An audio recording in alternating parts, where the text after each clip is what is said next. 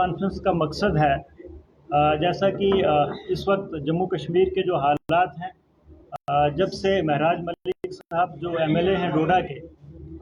उनको पीएसए के तहत जो डिटेन किया है और कठुआ जेल में उन्हें मुंतकिल कर दिया गया है,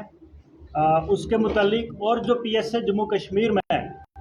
सियासी आवाज़ को, लोगों की आवाज़ को दबाने के लिए एज अ टूल इस्तेमाल किया जाता है, उसके लिए आज हमने ये प्रेस कॉन्फ्रेंस ऑर्गेनाइज़ की है। और हमारी प्रेस कॉन्फ्रेंस के ज़रिए से गवर्नमेंट ऑफ इंडिया से और जम्मू कश्मीर में एलजी एडमिनिस्ट्रेशन से ये गुजारिश है कि डोडा की आवाम ने जिस नुमाइंदे को चुन के असम्बली में भेजा है अपनी आवाज़ के लिए,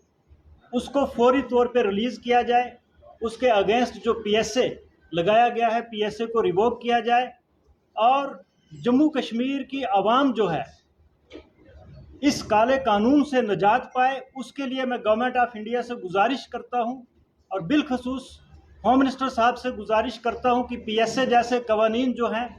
वो जम्मू कश्मीर से हटाए जाने चाहिए। इस किस्म के कानून जम्मू कश्मीर में जो है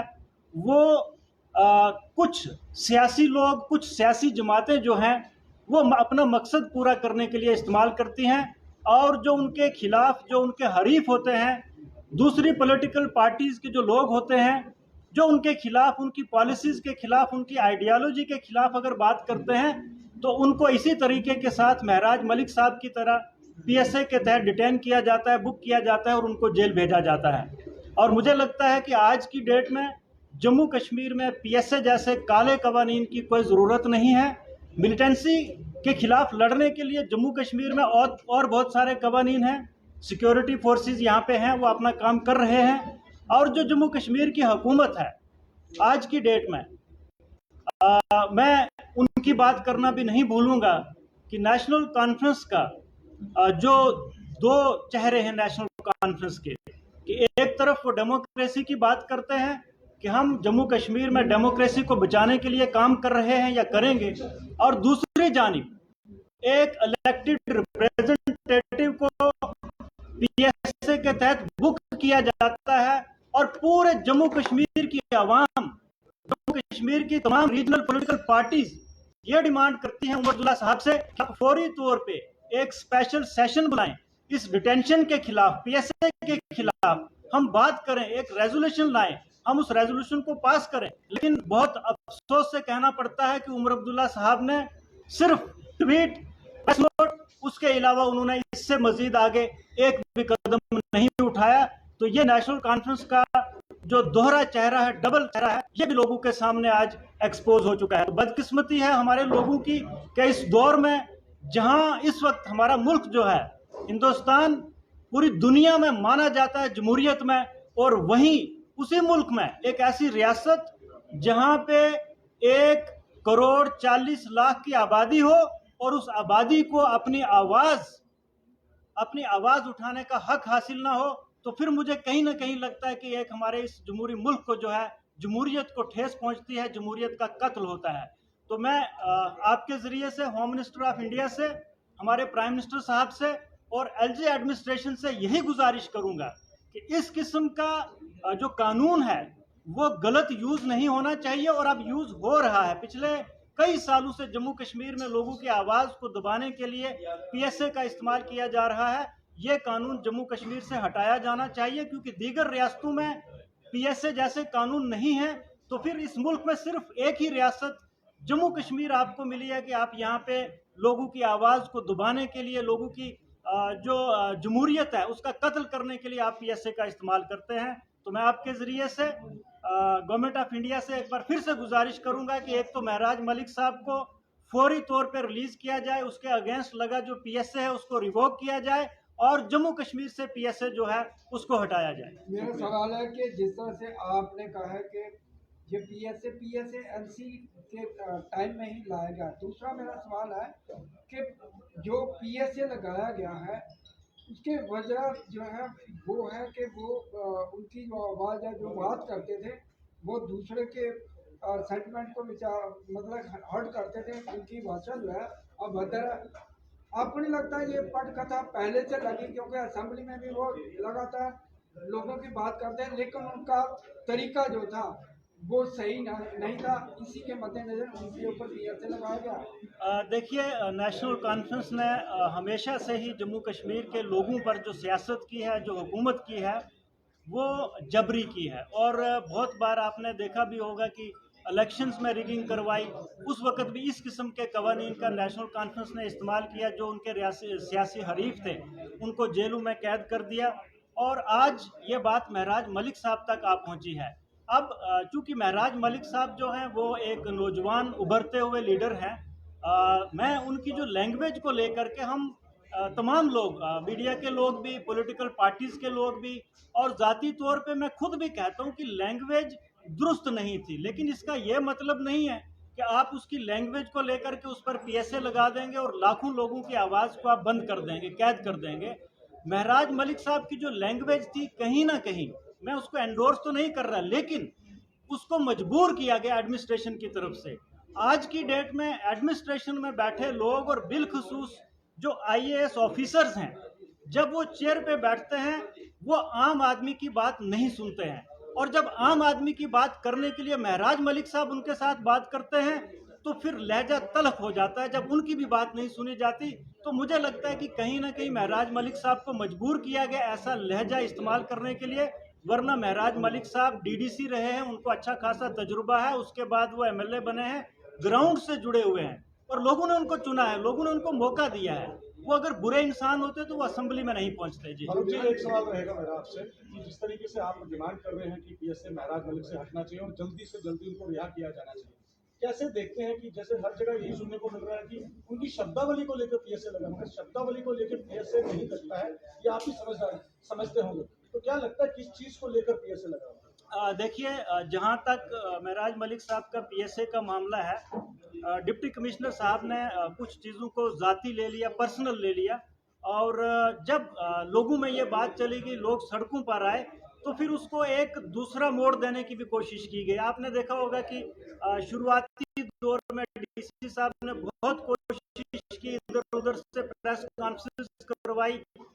कि इसको मजबूरी रख दिया जाए। जब उसमें भी वो फेल हो गए तो महराज मलिक के लिए हिंदू मुस्लिम सिख ईसाई सब सड़कों पे उतर आए। तो जब उन्होंने सोचा कि अब हमारी बात यहाँ पर भी नहीं बन रही है तो फिर उन्होंने एक अलग रुख उसको दिया कि कभी महराज मलिक की कोई पुरानी स्पीच उसको तोड़ के बीच में से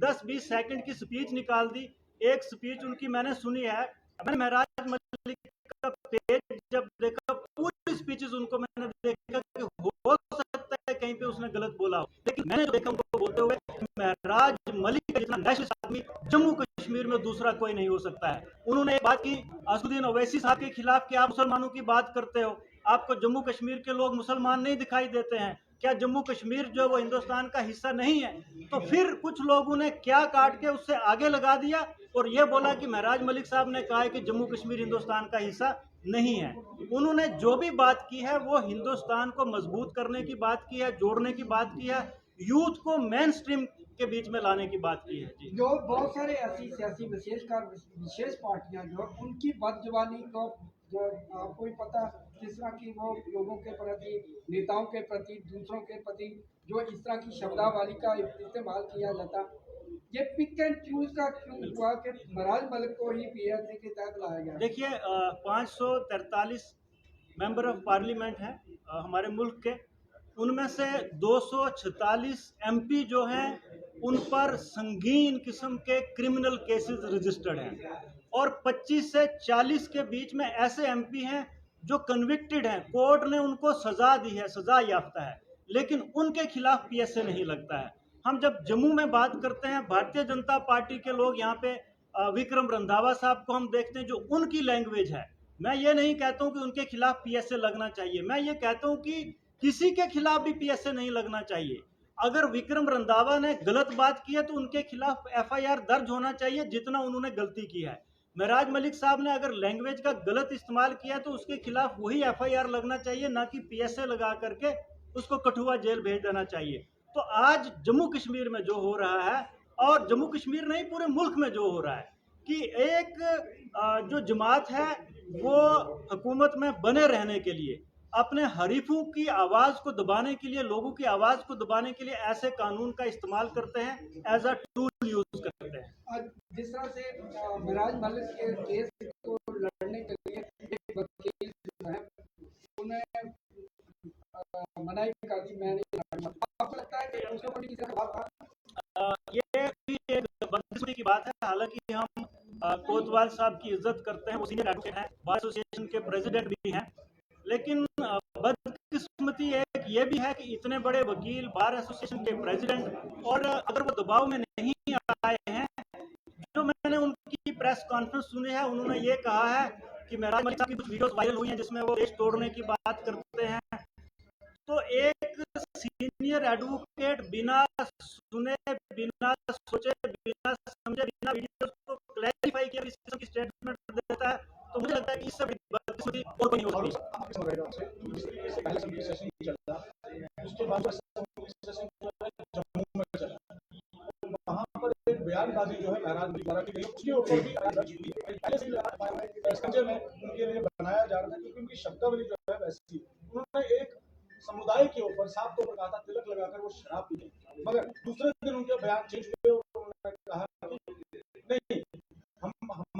मुसलमान भी पीता है मगर चुप कर पीता है। कैसे देखते हैं? मैं मानता हूँ कि महराज मलिक साहब को इस किस्म की जो लैंग्वेज है, और जो कभी अगर दो कम्युनिटीज़ के बीच में हमारे बयान से अगर दरार पड़ जाए, तो मुझे लगता है कि वो गलत बात है। उन्होंने दूसरे दिन ही उस स्टेटमेंट को जो है, जिस तरीके से जब उन्होंने वो स्टेटमेंट पहले दिन दी थी और दूसरे दिन उस स्टेटमेंट को लोगों के सामने रखा था, मैंने पहले कहा कि एक तो वो नौजवान है, नौजवान आदमी कई बार जज्बात में आकर के कोई बात कहना कुछ चाहता है, बोल कुछ और देता है, तो लोग भी उसका जो है ना मतलब कुछ और निकाल देते हैं। तो फिर भी मैं ये कहूँगा आपके ज़रिए से कि महराज मलिक साहब जब जेल से बाहर आएंगे, मुझे पूरी उम्मीद है कि इस किस्म की अगर कभी इससे पहले कोई गलती हुई होगी, इसके बाद उनसे इस किस्म की गलती नहीं होगी, क्योंकि एक्सपीरियंस होता है। अभी यंग है, 37 साल की उनकी एज है, जब 40 से ऊपर हो जाएंगे, महराज मलिक साहब जम्मू कश्मीर का एक असासा है, हमारे नौजवानों की आवाज़ है। मैं पीडीपी से हूँ, फिर भी मैं ये तारीफ़ करता हूँ उनकी कि वो लोगों की आवाज़ उठाते हैं, गाँव से जुड़े हैं। और मैं आपको एक और बात, जो उनका लहजा है, मैं सरपंच था ये लास्ट टेन्योर में, जब हम लोगों के पास जाते हैं, दिन में 10 लोगों से हम मिलते हैं, जब 10 लोगों के आंसू हम देखते हैं, फिर उनके आंसू लेके हम एडमिनिस्ट्रेशन के पास जाते हैं, इनके मसाइल हल करो। जब एडमिनिस्ट्रेशन के लोग अनसुना करते हैं, हम 1 बार 2 बार 3 बार 4 बार हम मीडिया के जरिए से भी बात उठाते हैं, लेकिन फिर भी